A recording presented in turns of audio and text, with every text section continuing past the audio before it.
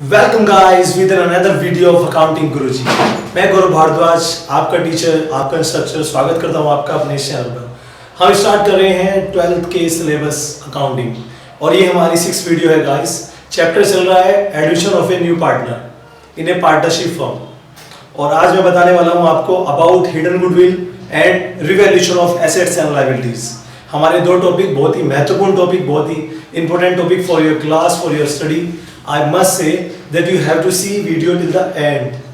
If you are the new on this channel, please subscribe my channel and bell icon also. Let's start the video. Guys, today our topic is calculation of hidden goodwill. What is a hidden goodwill?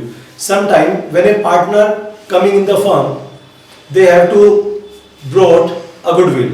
But in the question, sometime we don't have any good amount of goodwill. So we should calculate what is the total amount of goodwill. Sometimes the amount of goodwill being brought by the new partner it not clearly mentioned नहीं होती है, क्योंकि जब कोई partner आता है, मैंने अपनी पिछली वीडियो में इस भी बताया है कि जब कोई पार्टनर आता है तो उसको गुडविल क्यों लानी पड़ती है और गुडविल क्या होती है। गुडविल से रिलेटेड आपने वीडियो नहीं देखी है तो प्लीज देखिए पहले चैनल पर जाकर और अच्छे से समझिए।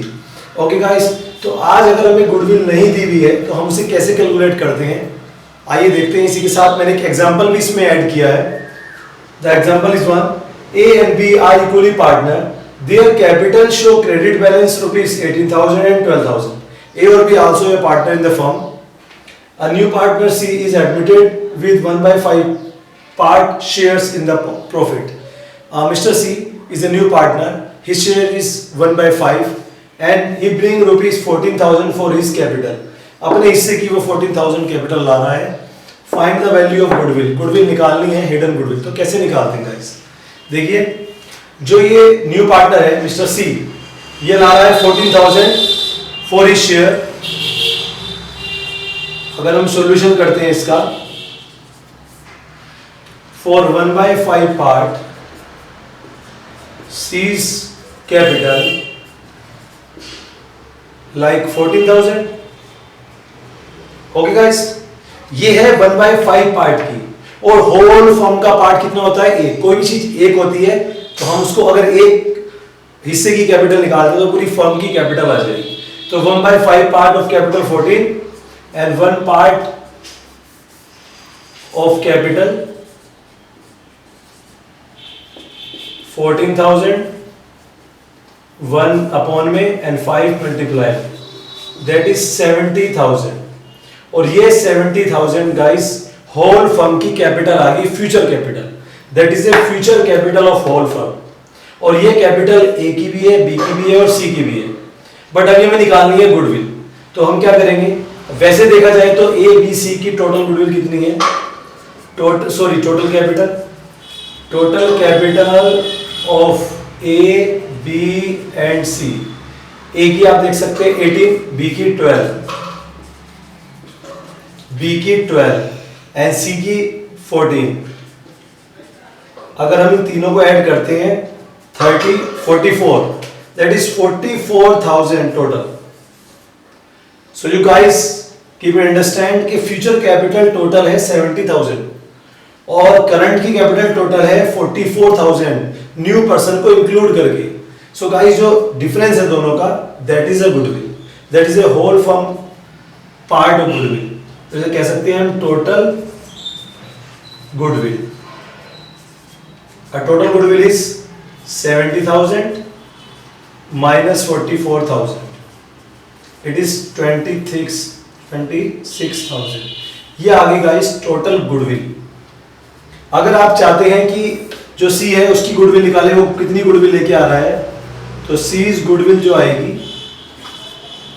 जो आपकी 26,000 टोटल आई है, इसका 1/5 कर दीजिए।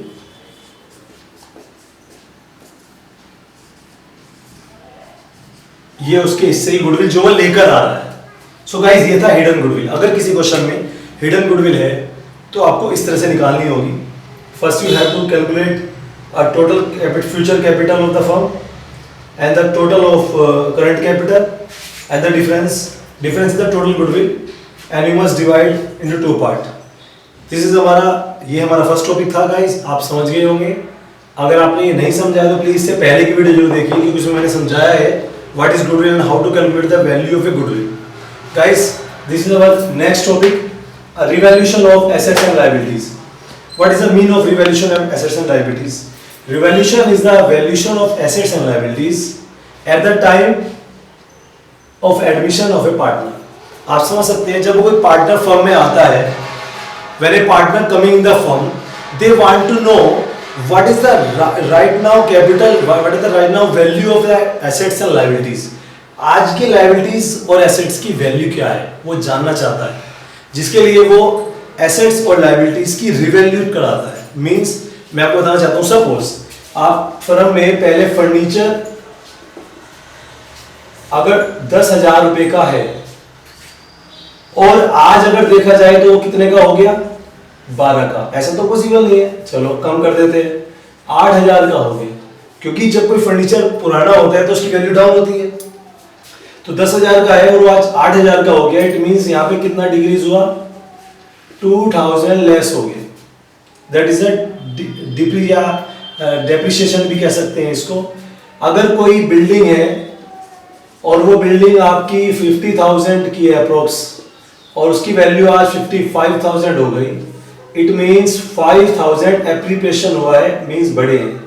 तो यहाँ पे बढ़े हैं, यहाँ पे घटे हैं, इसको ही कहते हैं रिवैल्यूएशन। जब कोई एसेट्स की वैल्यू बढ़ती है या घटती है, आज क्या वैल्यू है पहले क्या थी उसको निकालना, उसको कहते हैं रिवैल्यूएशन। और जब किसी पार्टनर का एडमिशन होता है पार्टनरशिप फर्म में, तो यहाँ पर ये सारे काम किए जाते हैं जो मैं आपको अपनी वीडियोज में बता रहा हूँ।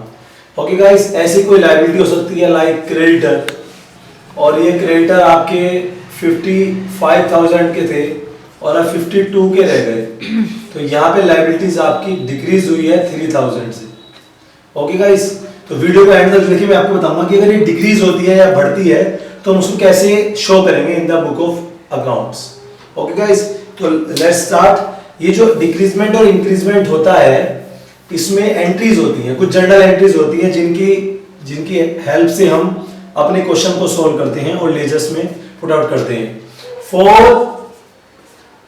Calculation of profit on revaluation made ledger revaluation account.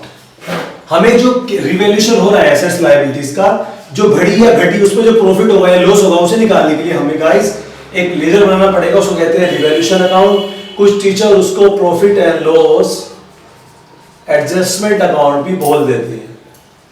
Okay guys, profit and loss adjustment account, ये दोनों आप बोल सकते हैं, और ये दोनों में से एक लेजर में बनाना होगा, जिससे हमें ये पता लगेगा कि टोटल एसेट्स और लायबिलिटीज की अप और माइनस में कितना प्रॉफिट या कितना लॉस हुआ है।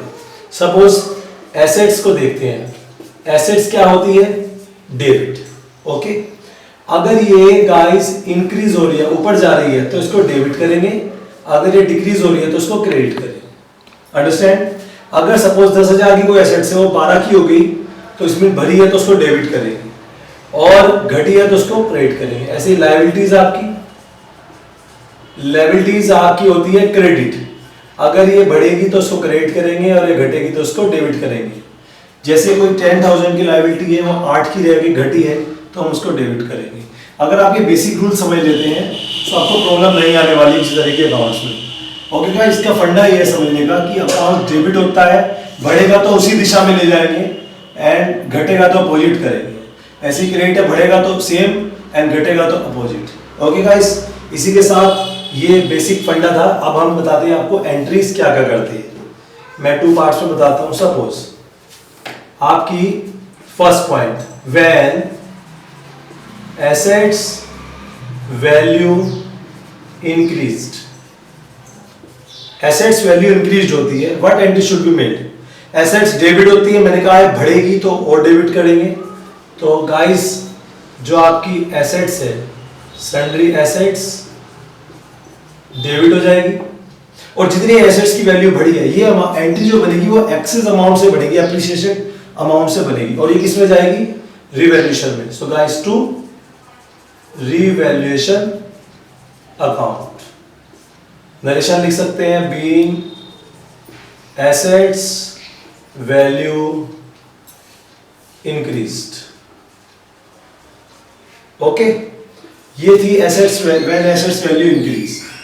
अब ऐसे ही second, when assets value decreased. जब एसेट्स की वैल्यू घटती है, इस एंट्री को अपोजिट कर दीजिए। बड़ा सिंपल है गाइस, रिवैल्यूएशन अकाउंट डेबिट हो जाएगा और टू आपकी sundry assets. Okay, for assets value decreased. ऐसे ही लायबिलिटी को लीजिए। Suppose when liabilities increased, liability बढ़ती है, लायबिलिटी क्रेडिट होती है, बढ़ती है, क्रेडिट करेंगे एंड डेबिट करेंगे revaluation account. Revaluation account debit to sundry liabilities. Okay guys, और फॉर लायबिलिटीज वैल्यू इंक्रीज, इस तरह की एंट्री बनती है। अगर लायबिलिटी डिक्रीज होती है तो सेम से पलट देंगे। ओके गाइस, समझ गए होंगे आई थिंक आप लोग। इसलिए अगर आप चाहते हैं सर हम लेजर से नहीं समझ आते, अगर आप इस एंट्रीज को नोट करना चाहते हैं तो पॉज करके नोट कर सकते हैं। I am going to remove that entries. Okay guys, pause करके आप नोट कर सकते हैं। बट मैं एक फास्ट मेथड बताता हूं। अगर आप डायरेक्ट लेजर बनाना चाहते हैं तो ये आपका लेजर है,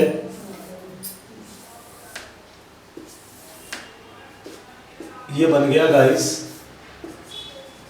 रिवैल्यूएशन अकाउंट।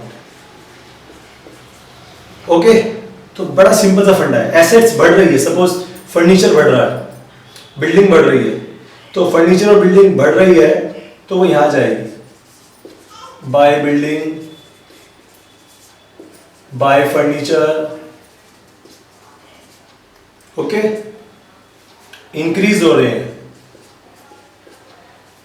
डेटर्स घट रहे हैं तो इधर जाएंगे, to debtors decrease.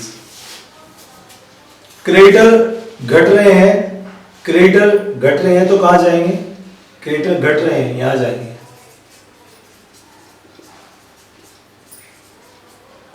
Suppose bank loan आपका बढ़ रहा है, इंक्रीज। इस तरह आपका ये लेजर पॉसिबल हो जाता है। सपोज यहां पे अमाउंट 5000, 5000 एंड 5000 और यहां पर 5000 एंड 5, तो 15 एंड 10, तो 5000 का ये आपका प्रॉफिट आ गया। और इसे प्रॉफिट के नाम से, क्योंकि क्रेडिट साइड ज्यादा है दैट इज अ प्रॉफिट, और और जितने भी पार्टनर होंगे उनमें उनके रेशियो में बढ़ जाएगा। सो गाइस, ये होता है डायरेक्ट मेथड जब आप बना रहे हैं लेजर्स, और कुछ एंट्री करके बना सकते हैं। अब हम अपनी नेक्स्ट वीडियो में आपको बताएंगे न्यूमेरिकल्स, और स्टार्ट करेंगे डेली 1 न्यूमेरिकल आपको मिलेगा। अपनी वीडियो वीक में 3 डेज अपलोड होती है guys, Monday, Friday, Tuesday, Friday and Sunday. Today is a Sunday and next video will uploaded at Tuesday.